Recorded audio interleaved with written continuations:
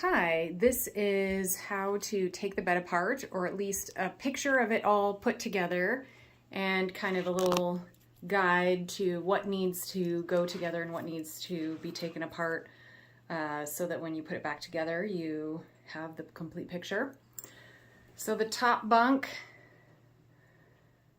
it attaches to the lower bunk, so you can use the top bunk as a separate bed.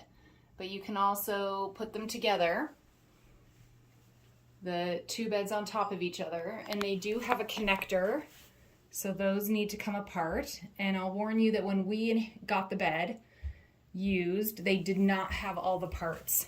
So we had to kind of jerry-rig it. So we did opposite corners. We secured the opposite corners, and then these corners have a metal rod that go from one leg down into the other leg, so they're sitting on top of each other and connected. But the people who gave us the bed, or what we bought the bed from, did not have all of these connectors.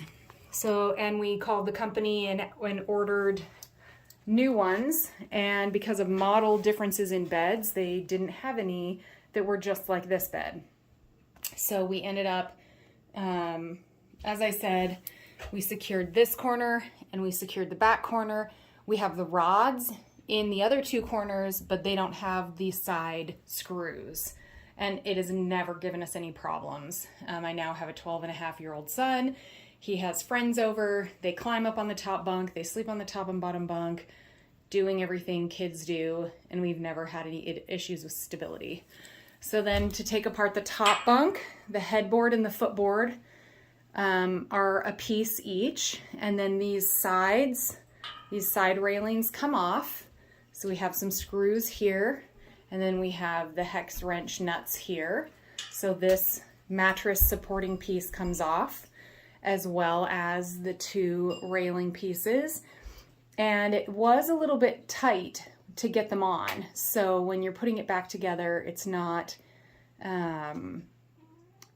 just super loose and easy. You kind of have to move the base around to get it to wedge up in all the four legs, and then get the screws up in there. And you can see where we had some differences here, because again, the people that we bought the bed from said it came with all the hardware, but they did not provide us with all the hardware. So we ended up having to order more and then kind of use what we could. So the futon comes off as well, the futon frame. So that disattaches from the base, from the headboard and the footboard. So this whole center futon piece. And you can see these really long screws are the ones, the gold hex wrench, super long screws are the ones that attach the futon bed pieces into the part that is in the headboard and footboard. So those are the only ones that you need to take off and then put back on again when you're reattaching the bed.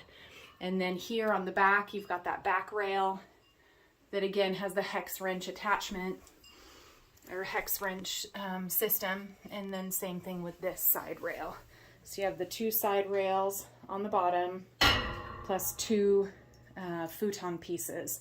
And then it just folds out by pulling it up on these handles. You pull it up and the futon lays down like that. So Andre, why don't you demonstrate pulling up on the handles and closing it? So it lays down like that, then you pull up on the handles and you close it like that to make a bench instead of a bed. That's all the pieces for now.